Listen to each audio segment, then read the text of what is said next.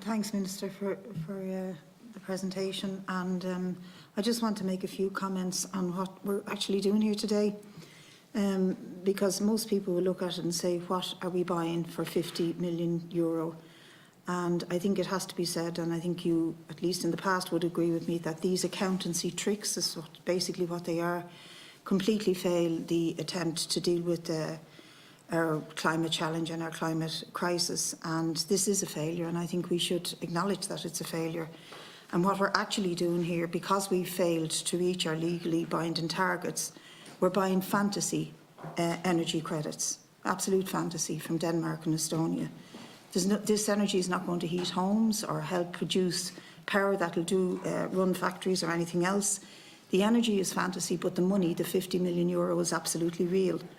And that real €50 million could have, for example, paid the student nurses, could be involved in all sorts of community projects, and as was mentioned, be used to help retrofit homes and solar power schools. But I think we should spend a bit of time thinking about why we failed. And I want to argue that I don't think it's just an oversight or a technical matter.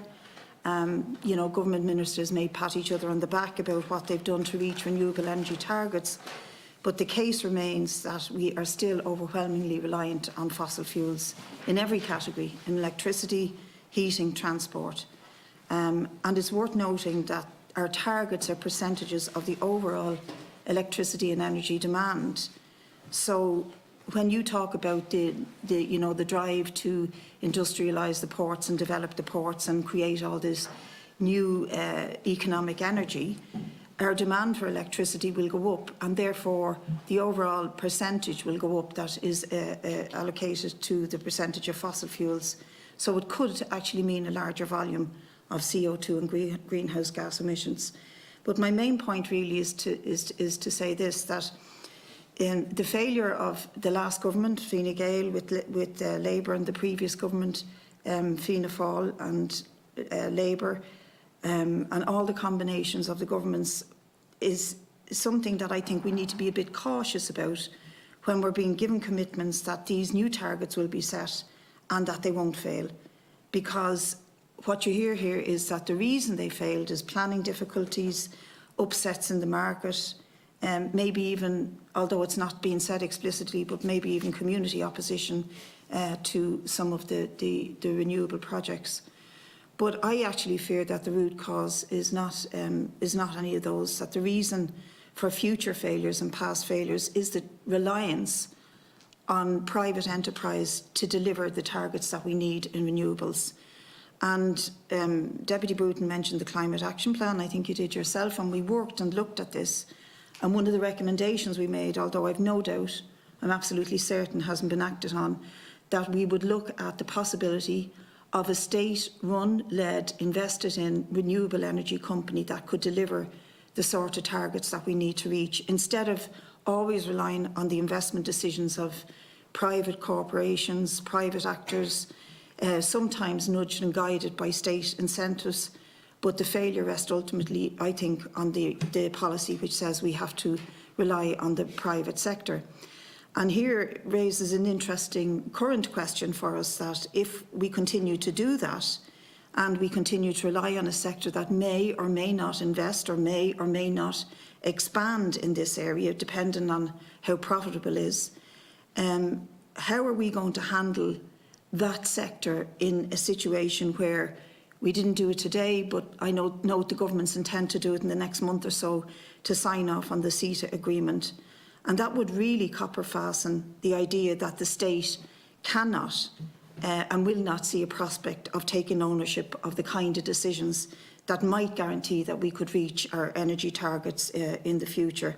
It would really make it impossible for the state to set up publicly owned renewable energy companies if the private sector are already in there, because the legal challenges would be so great. And I would appreciate, Minister, if you would comment on that, and also my overall contention that unless we have a sort of an ESB-style determined state company, like we did in the past when we had little or no resources in this country, that could really drive forward the switch to renewables, just like the ESB turned on the lights in every corner of the country in the decades gone by.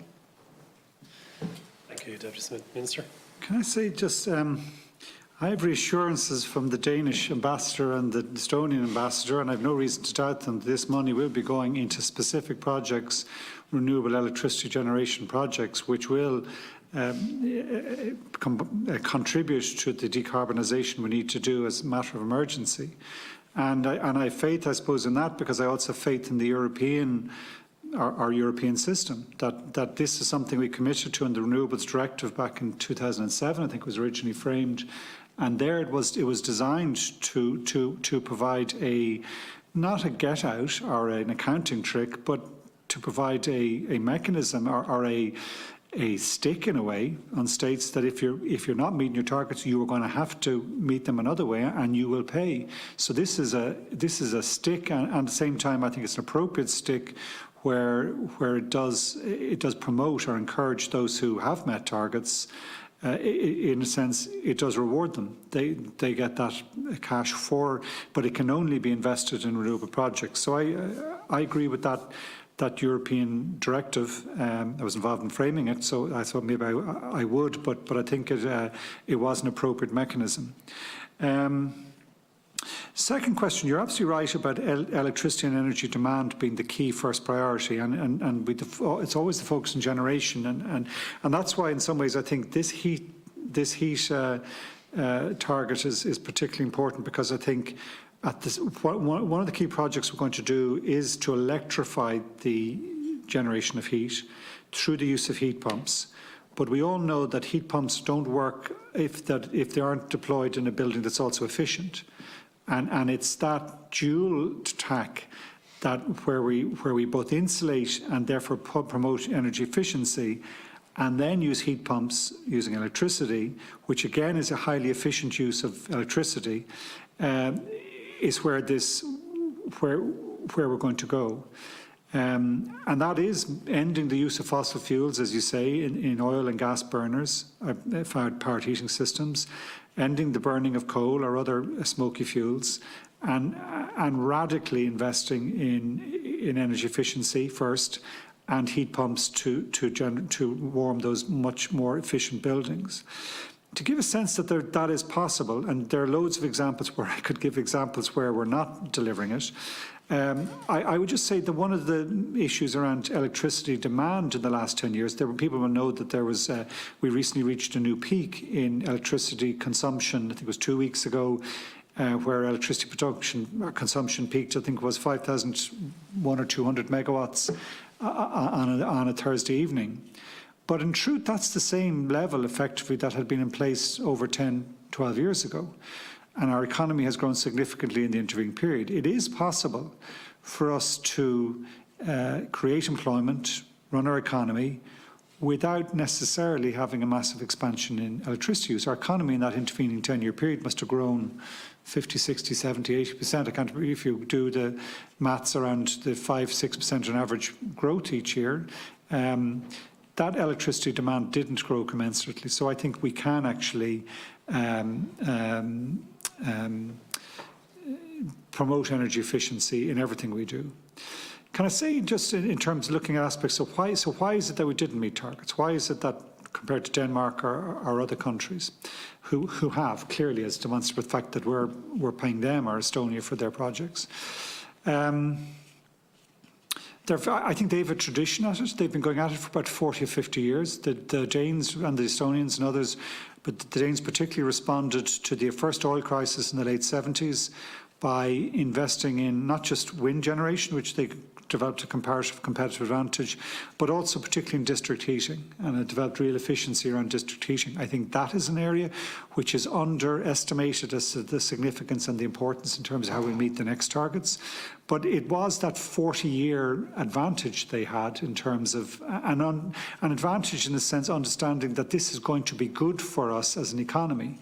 Out of that strategic decision they made 40 years ago, they didn't just get companies like Vestas, which were making wind turbines. They had companies like Velox, what's the company that makes the radiators? But they developed a whole range of companies around energy efficiency and heat management and district heat management.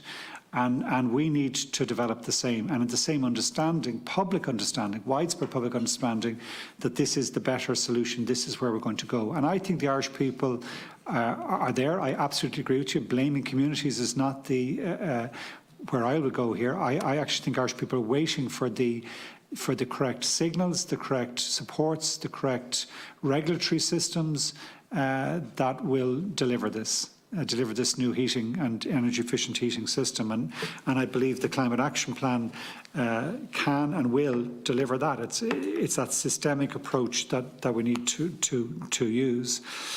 Lastly, if I can, just in regard to private versus public enterprise, I think it'll be both. I very much believe the state has a role, and community energy, and large-scale interventions by the state, the likes of the ESB or Bord na Móna, I think have real skill in energy efficiency and in energy systems, in logistics. I'm absolutely committed to supporting Bord na Móna as they move from being a brown to a company to a green company, to define themselves as a climate solutions company, to use their resources and expertise, which they have in abundance in engineering, towards this energy efficient, renewable energy future. The same with the ESB, and the same with any other public body that is moving into this space. That doesn't preclude private companies being in it. Those 50,000 homes will be retrofitted by a whole host of Irish building businesses of all different sizes and scale, and I think that's appropriate. And our other companies, I think many Irish companies that have real expertise in this area, and we want to encourage that and allow them to flourish so that they can, like those Danish companies in the 70s, grow to become big exporting companies for us. In that, the European Union policy and in regard to Ceta or any other public policy, my understanding is clear, is that public policy aims around the environment are protected, in that DG Competition do take a very close eye on if there's inappropriate market manipulation or state aids which does undermine a competitive market, but they're not. It's not in my mind whether they rule private enterprise or public enterprise differently in that regard. And I think even within that, it was interesting. I mentioned earlier on our discussion at the Energy Council meeting yesterday. A lot of the discussion was around the need for DG Competition to be aware that we do need flexibility in how we apply competition rules, so we get innovation, so we get development happening, and that's a level playing field across Europe. That's the key issue in the discussion, in the trade discussions with the UK at the moment, is how do you maintain that level playing field, but at the same time protect our standards, our environmental standards and our social standards, and that is where we need to do. This is the future economy, and we need to make sure it is not a race to the bottom, that it does allow community, allow state companies, allow private enterprise work in a fair way. Thank you, Minister. Deputy O'Rourke. Sorry, go ahead, Deputy Smith. Minister again, yeah. If you would comment on how Ceta might impact on our ability to run state renewable energy companies if we forced tenders out to the private market. I don't see that the state will have any restrictions from Ceta will restrict us in the policy decisions we need to make. Possibility of litigation. I don't see where that would come from and how it would be successful.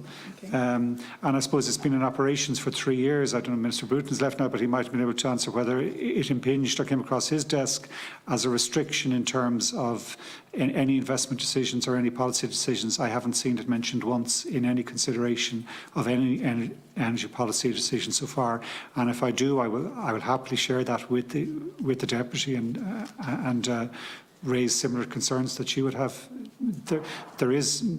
We do need to evolve our international trade rules. We do need to make sure that they're in step with environmental objectives and social objectives. That's an evolving process. No one is saying that it's a perfect system we have at the present time. We do seek to change it as we do. I think we've 40 trade deals now in place with other countries. There's another 10 I can see coming or are in the horizon. I think the critical thing is to make sure that we continue to evolve the rules so that it's in step with our climate ambition.